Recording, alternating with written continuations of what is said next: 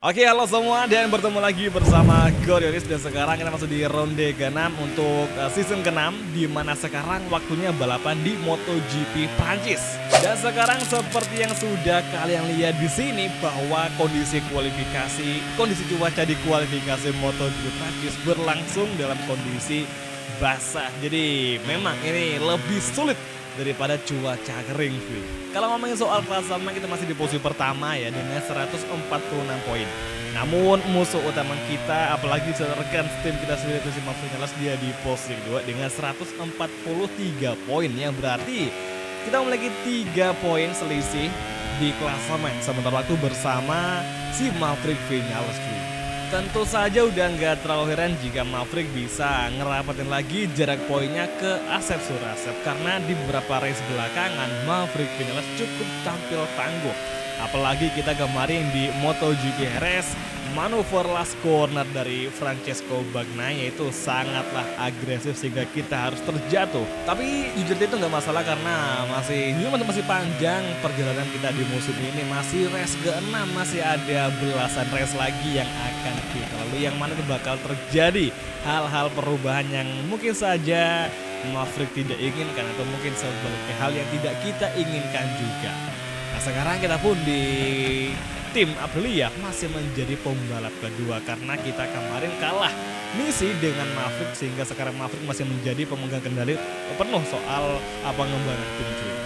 Makanya kemarin di tes kita hanya bisa ngembangin motor dengan spek B saja. Oke, last corner dan last sektor berapakah waktu yang akan kita dapatkan untuk sesi kualifikasi Le Mans dan inilah dia. Kita akan start dari urutan ke-8 atau dari row ke-3 bersama Jack Miller dan juga Tony Arbolino. Sementara itu untuk Maverick Vinales akan start dari front row bersama Binder dan juga Pedro Acosta. Pecco Martin Luca Marini start dari row kedua. Luar biasa Marini start ke-6, cuy. Dan sekarang sprint race event namun cuaca masih berlangsung dengan cuaca basah atau masih sementara hujan seperti di kualifikasi tadi. Tapi tidak mengapa dengan kompon intermediate soft semoga aja posisi dari finish kita lebih baik daripada posisi start kita di kualifikasi MotoGP Le Mans. Another race is about to begin. Oke semua, dan inilah dia untuk sesi race kelas MotoGP Sprint Race Event round ke-6 MotoGP Prancis, it's on the way. Dengan cuaca wet race, siapakah yang mampu bertahan bersaing di 10 besar memasuki first corner, kemudian second corner menuju Dunlop Chicane, tikungan ketiga overtake dari inside line dan gini Luca Marini, wow Jack Miller kembali melawan. Kemudian tikungan ke-5, tikungan ke-6, Surasep menembus barisan ke-7. Langsung kita overtaking Pedro Acosta, rider dari Gas Tech 3. Kemudian Luca Marini kini di depan kita, masuk perlahan, masih belum bisa. Luca Marini akan segera ngebuka ruang, langsung kita masuk saja.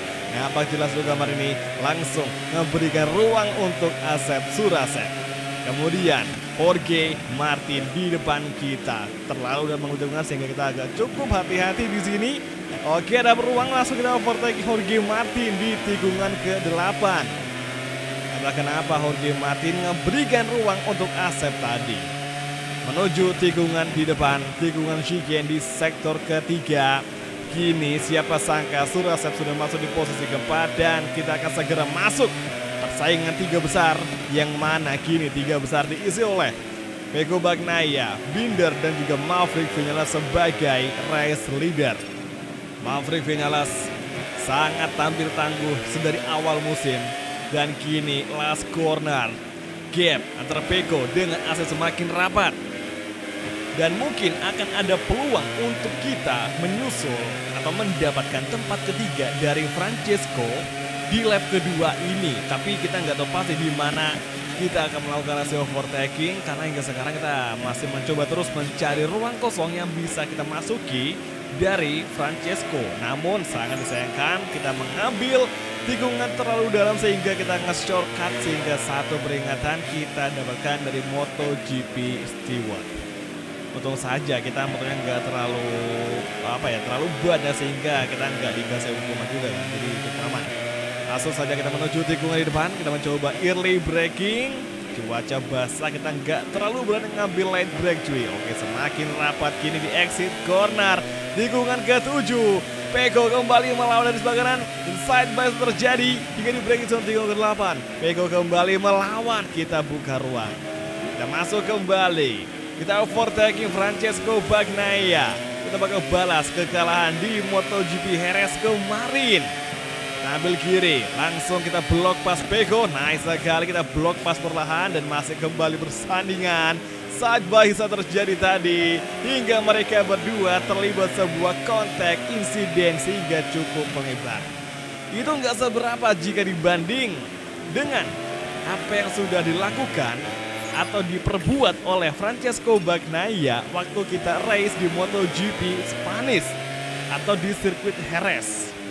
Buat yang udah nonton pasti tahu gimana terjadinya manuver itu parah sekali.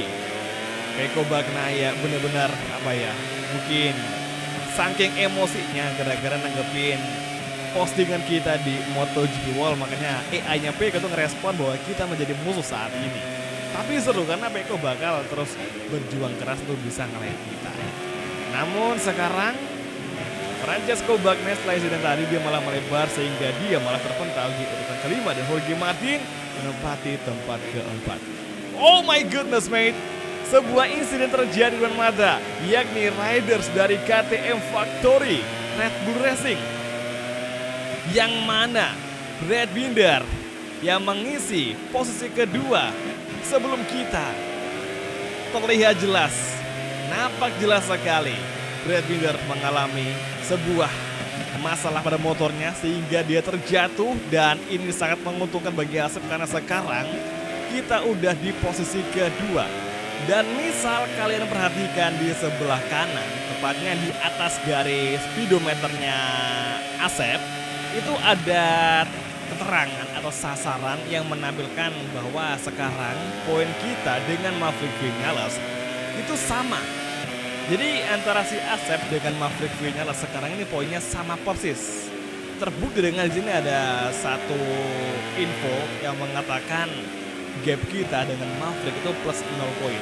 Ini sama aja kayak poin kita dengan Maverick itu sama persis cuy. Jadi persaingan kembali sengit lagi nih di MotoGP Le Mans.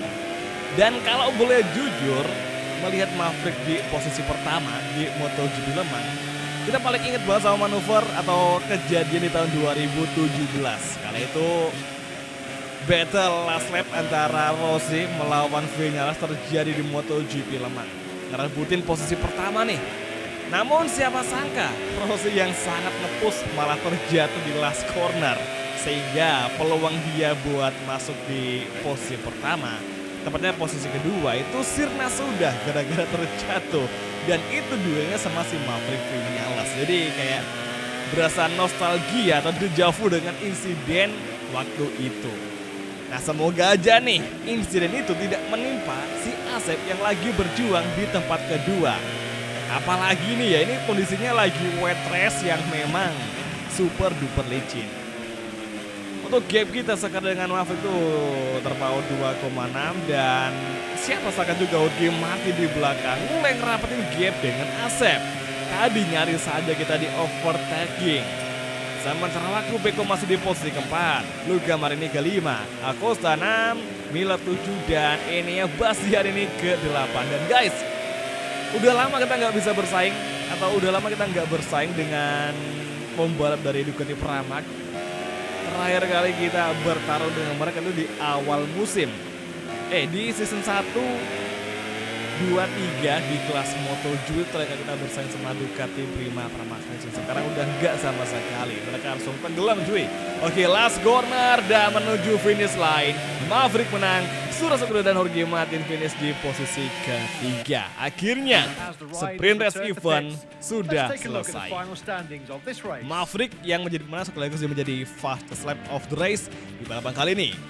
Tony Arbolino melengkapi top 10 di MotoGP Sprint Race Le Mans. Di klasemen, Maverick ini menggeser Asep dengan dia memiliki poin yang sama dengan Asep. Dan kenapa si finish di posisi pertama? Karena dia unggul soal kemenangan dan juga podium ketimbang si Asep Surasep. Jadi wajar aja si Maverick meskipun punya sama kayak si Asep, dia menjadi pemimpin klasemen. Tapi ini masih balapan sprint, masih ada main race event yang pasti bakal kita perjuangkan. Greetings to all motorcycle racing fans from France. We're reporting from Le Mans, a circuit steeped in racing history. After a long weekend, the race is finally about to start. We're on the starting grid where the engineers are completing their checks before the start. This track features some hard braking, which led to many riders choosing a medium front tyre. Mild temperatures, however, could make the soft option the right choice for the rear. Oke, here we go, dan tibalah kita di sesi main race event. Dan guys, kabar bagusnya cuaca di race kali ini bakal berlangsung dengan cuaca sunny atau terang benerang, yang berarti kita bakal nyaman dan gue yakin kita akan bisa ngeraih kemenangan di balapan kali ini. Langsung saja kita mulai main race event round ke-6. Oke semua, dan inilah dia main race event MotoGP Prancis round ke-6. It's on the way. Langsung saja kita mulai menuju first corner, menuju Dunlop Chicane. Berapakah tempat yang akan kita dapatkan di first corner ini? Nice sekali, masuk perlahan dan sebuah insiden terjadi. Crash massal dan red flag dikibarkan. Lihat nih, ada berapa orang yang terlibat insiden di lap pembuka. Astaga, ini crash paling parah sih ya. Ini bener-bener gak ada yang nyangka bakal separah ini guys. Dan sekarang kita bakal lihat tayangan ulang kira-kira siapa yang menjadi cikal bakal crash ini. Oke, ternyata selain kita yang crash di sini, ternyata juga ada riders lainnya yang juga ikut bersentuhan. Jadi sama kayak kita dengan Jack Miller, itu rider di belakang kita juga ada yang sama kayak gitu. Ada sekitar 4 orang. Kemudian habis mereka crash, ada yang menghindar, ada yang kebawa motor yang crash. Akhirnya terjadi sebuah red flag. Jadi ini bukan gara-gara satu orang aja, melainkan ada lebih dari satu orang yang menjadi cikal bakal crash massal dan juga red flag di MotoGP Le Mans ini guys. Ini parah sekali sih. Baru kali ini gue ngalamin kejadian kayak gini asli. Maka dari itu race MotoGP Le Mans akan segera diulang dan 2 riders mendapatkan hukuman long lap, yakni Di Gia dan juga Marco Bezzecchi. Oke, kita nggak jadi penyebab atas insiden itu. Kalau gitu langsung saja kita restart race di MotoGP round ke-6 ini. Let's go.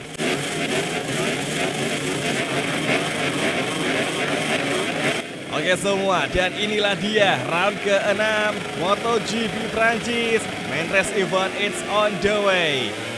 Menuju Dunlop Chicane, kita masih bertarung bersandingan, saling overtaking seperti yang terjadi di sini di first corner. Masuk perlahan di Dunlop Chicane, kita overtaking Miller, Luca Marini, dan akhirnya Surasep masuk di tempat kelima setelah mengovertaking Jorge Martin yang kini dia kembali melawan sepertinya. Dan Acosta langsung saja kita overtaking, bisakah dari inside line, dan nice, akhirnya cukup mudah untuk menyusul Acosta. Saat ini giliran Pecco akan kita fokuskan, dan seperti biasa dari inside line Asep masuk, namun Pecco apakah dia bakal melawan? Let's see guys. Braking zone tikungan ke-8, kita cukup hard braking tapi untung saja tidak melebar. Pengereman bagus, kemudian di corner RHD on. Ini Vinales unggul 9 poin dari Asep jika nanti di finish line posisi pembalapnya sama kayak sekarang ini. Kita agak melebar kembali ke racing line dan Brad Binder kembali di posisi kedua. Nah, ini deja vu dengan balapan tadi. 1 Vinales, kedua Binder, kemudian 3 yakni Asep Surasep. Jadi sama kayak balapan di sprint tadi, hanya saja bedanya tadi hujan, sekarang kering. Terus Pecco yang setelah kita overtaking dia sekarang di posisi keempat, namun di balapan sprint tadi si Pecco di tempat kelima karena Jorge Martin berhasil menyalip si Pecco belakangnya. Luca Marini di tempat ke-7, Arbolino di posisi ke-8. entry corner. Kita cukup melebar, sebuah kesalahan dari Surasep. Kembali ke racing line. Kita masih ketinggalan dan Peko kembali melawan, hati-hati. Dan defense kembali. Tikungan ke-6. Cukup bikin was-was, bikin tegang manuver dari Peko Bagnaia karena gue cukup takut dengan insiden terjadi di GP Jerez kemarin. Semoga tidak sampai terulang kembali. Kita yang lagi asik battle ngerebutin podium, tahu-tahu ditusuk dari belakang sama si Peko Bagnaia. Vinales sangat unggul sekali di balapan kali ini. Ini dengan gap yang sekarang udah jauh sekali, 2 detikan. Gue ragu bisa ngejar si Maverick Vinales. Tapi ini masih ada lap ke-3 hingga ke-7 yang mungkin aja bakal terjadi sebuah hal yang cukup mengejutkan. Lihat sih aja apa yang bisa kita perbuat, kita lakukan nanti untuk bertarung di barisan depan. Yang utama saat ini fokus kita adalah untuk menyusul Brad Binder. Oke lah, sektor masih kembali menempel lagi dari Brad Binder dan tikungan ke-12. Kita miring kembali, langsung kita salib.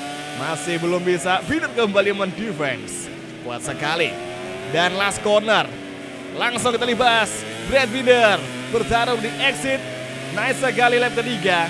Asep menggeser Brad Binder untuk posisi kedua. Dan sekarang gap untuk Maverick ke Asep itu kembali menjadi 1,9 detikan lagi. Memasuki Dunlop chicane, lagi-lagi mistake kita lakukan. Keluar tikungan 4, exit corner. Apakah mulai sekarang kita harus fokus menyusul Maverick Vinales? Dengan lap time segini gue ragu bisa ngejar Maverick Vinales. Tapi ya kita coba aja. Dan sepertinya sebuah insiden terjadi yang mengharuskan Fermin Aldeguer terjatuh dan dia out of the race alias NC, not complete. Berasa si Fermin Aldeguer yang merupakan rookie musim ini, kenapa dia sering jatuh? Gue rasa ya sama kasusnya kayak Pedro Acosta di tahun ini di MotoGP Grand Prix yang official, yang asli. Ibaratnya kayak masih mencoba lagi beradaptasi sama tunggangannya yang dia termasuk rookie banget di musim ini. Karena di musim lalu Fermin masih di kelas Moto2 dan sekarang dia pakai Desmo Edisi. Jadi wajar saya jika si Fermin Aldeguer itu kerap kali mengalami insiden dan terjatuh. Jadi sama kayak Acosta di musim ini di MotoGP yang asli. Ya semoga aja di next season Fermin Aldeguer bisa memperbaiki diri. Sayang banget loh, dia udah pakai Ducati Pertamina masih bisa bagus seperti pembalap Ducati lainnya. Tapi emang sih mulai musim lalu hingga sekarang musim ke-6 ini kita udah jarang main dominasi Ducati lagi seperti di awal-awal berkarir di MotoGP. Gue masih inget banget dominasi Martin, Enea, Pecco di awal-awal musim waktu kita bermain di MotoGP 24 karir. Namun perlahan selama 3-4 musim berlalu ternyata ya sama kayak yang asli, roda pasti berputar. Sekarang pun bukan lagi Ducati yang di barisan depan, namun Aprilia dan juga KTM.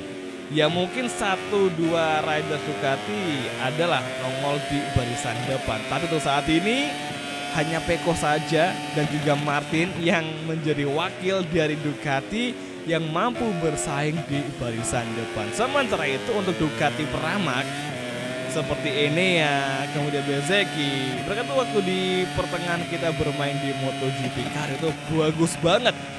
Tapi ya itu tadi, semenjak musim lalu hingga musim sekarang mereka kayak berubah menjadi lebih lambat. Terus itu merupakan sebuah sistem yang cukup unik di MotoGP 24 karir yang gak selamanya Ducati bakal unggul. Nah sekarang giliran Aprilia yang cukup mendominasi, bahkan Maverick pun sudah sangat susah kita kejar. Lap keempat dan lap kelima kita masuki. Apakah kita bisa menyusul Maverick Vinales? Oh luar biasa, Asep Surasep menjadi fastest lap of the race. Kita bakal lebih ngoyo lagi supaya bisa nyusul Maverick Vinales. Tersisa 2,5 lap lagi di MotoGP Le Mans. Dengan gap 1,6-1,5 mungkinkah bisa kita pangkas? Semoga saja. Gue bakal coba lebih ngebut lagi, lebih maksa motor sampai nanti di garis finish. Barangkali dengan peluang kita, usaha kita yang sangat membara, barangkali bisa ngebikin sebuah peluang yang bisa ngebikin Asep itu finish di posisi 1. Itu keren sekali ini, itu bakal lumayan banget, ini epic comeback. Kalau bisa, ini benar-benar gokil sekali. Oke, kita agak melebar kembali ke racing line, dan kenapa kita nggak dapat peringatan dari MotoGP Steward? Karena kita nggak dapat keuntungan dari track limit tadi. Jadi kita meskipun melebar nyentuh garis hijau, tapi tidak ada hal positif yang bisa kita dapatkan dari insiden tersebut. Jadi MotoGP Steward tidak melihat sebagai sebuah insiden, dan Pecco Bagnaia terjatuh. Siapa sangka pembalap dari Ducati pabrikan Ducati Lenovo Team, dan dia menjadi satu-satunya wakil Ducati yang berada di 5 besar, 6 besar, terpaksa tersungkur. Akhirnya Pecco Bagnaia perlahan namun pasti dia segera meninggalkan persaingan perebutan gelar juara dunia musim ini. Let's see di first sector lap ke-6 ini Surasep mampu menekan Viñales yang kini kita semakin kencang menjadi fastest lap, bahkan lap time terakhir kita itu di angka 1 menit 29,960 detik cuy. Sangat kencang sekali sehingga sekarang gap dengan Maverick Viñales semakin rapat 0,4 saja.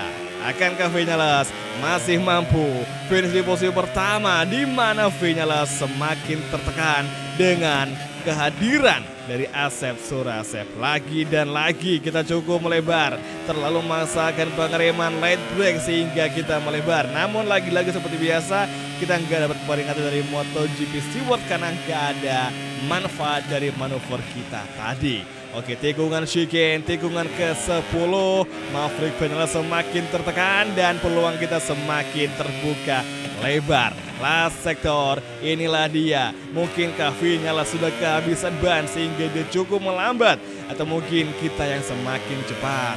1 lap lagi, last corner, perlahan masuk dan semakin rapat. Apakah Asep bakal mengovertaking Viñales di first sector, tepatnya Dunlop chicane.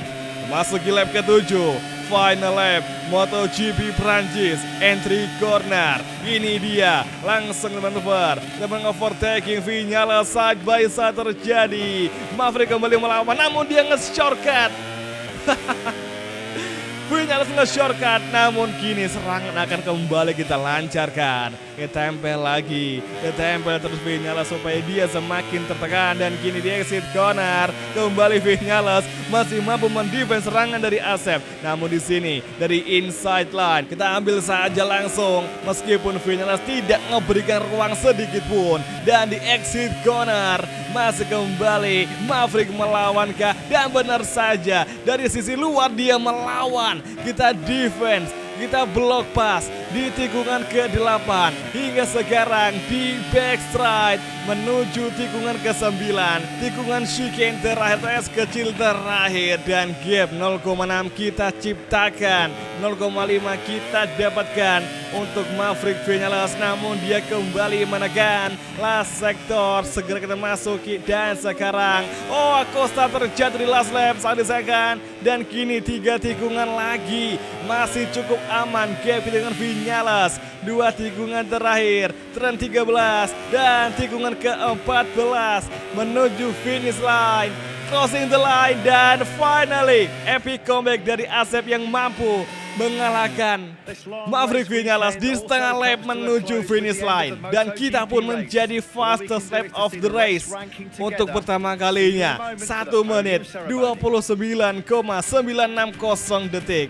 Dan bisa kalian cek di urutan pembalapnya, ini gap kita dengan pembalap nomor 3 yakni Brad Binder tuh 5 detikan. Jadi cuman 2 Aprilia Factory saja yang ngacir di barisan depan tanpa ada yang ngikutin. Ini yang berarti memang 2 Aprilia benar-benar cukup mendominasi dan sangat-sangat diperhitungkan untuk perebutan gelar juara dunia musim ini. Kira-kira apakah Maverick atau Asep yang akan merebut titel juara dunia musim ini? semakin seru, semakin sengit persaingan di MotoGP 24 karir musim ke-6. 3 riders not complete, termasuk Darin yang keluar balapan setelah insiden yang mengharuskan red flag dikibarkan. Sementara itu Marc Marquez hanya bisa mampu finish di urutan ke-12 saja. Sangat bukan Marquez sekali. Oke, kalau gitu langsung aja kita cek untuk perolehan poin di klasemen rider untuk yang pertama. Asep kembali mengambil alih puncak klasemen dari Viñales dengan unggul 5 poin karena kita barusan mengambil kemenangan. Jadi kayak di sprint tadi Viñales yang ngepimpin, sekarang giliran kita yang ngepimpin lagi. Cuma semalam doang si Maverick menjadi pimpinan klasemen cuy. Peko masih ketiga, namun jarak poinnya semakin jauh yakni 50 poin. Klasemen tim tentu saja Aprilia masih menjadi yang paling unggul. Kemudian saya berikan masih sama, Aprilia masih menjadi yang paling unggul di persaingan gelar juara ketiga-tiganya di musim ini. Oke, next race semoga saja balapan bisa kembali seperti ini. Persaingan antara duo Aprilia layaknya persaingan antara duo Yamaha di tahun 2009 hingga 2010. Semoga saja persaingan bisa lebih seru lagi untuk race-race ke depannya. Jadi oke semua, kalau gitu terima kasih nonton dan sampai ketemu lagi di video MotoGP karir untuk episode selanjutnya. Oke, thank you, bye dan ciao guys, sampai jumpa. Here are the top 3 on the podium. These riders gave a great performance. It was a real pleasure to watch them compete.